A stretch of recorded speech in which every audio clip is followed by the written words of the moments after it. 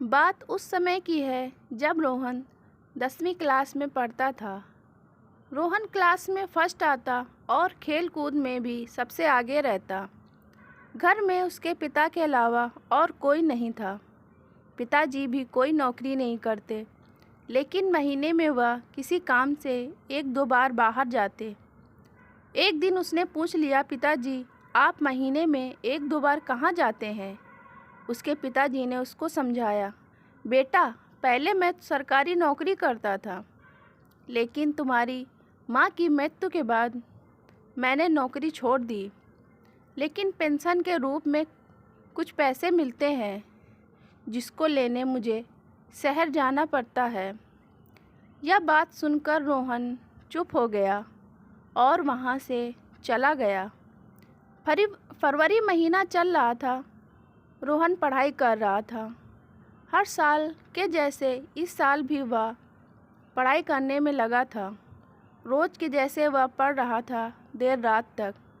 अचानक से उसने देखा कि आधी रात में उसके घर के सामने एक कार आकर रुकी। रोहन खिड़की से झांकने लगा। उसने देखा कुछ आदमी कार से उतरकर आपस में बात कर रहे हैं। कुछ देर बाद एक आदमी कार से एक पैकेट निकालकर उसके पिताजी को दे दिया और उनसे कह रहा था कि आज कारखाना ख़त्म। यह कहकर सब हंसने लगे। रोहन को उनकी यह बातें सुनकर कुछ शंका हुई और वह बाहर वाले दरवाजे से बाहर निकलकर अपने पड़ोसी मित्र के पास जाकर पुलिस को फ़ोन किया और चुपचाप अपने कमरे में आ गया। रात के करीब 2 बजे जैसे ही उसके पिता बाहर निकले, पुलिस ने उनको रंगे हाथ पकड़ लिया। वह ज़ोर ज़ोर से चिल्लाया, कौन मूर्ख है जिसने मुझे पकड़वाया है?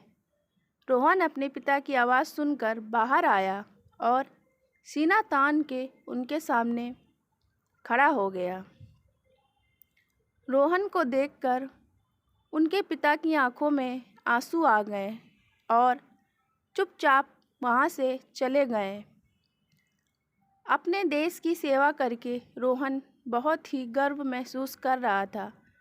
बाद में बड़ा होकर रोहन भारत सरकार के लिए खुफिया काम किया। दोस्तों, आपको यह कहानी कैसी लगी हमें कमेंट में ज़रूर बताएं। कहानी अच्छी लगी हो तो वीडियो को लाइक, शेयर एंड सब्सक्राइब करें। वीडियो को अंत तक देखने के लिए बहुत बहुत धन्यवाद।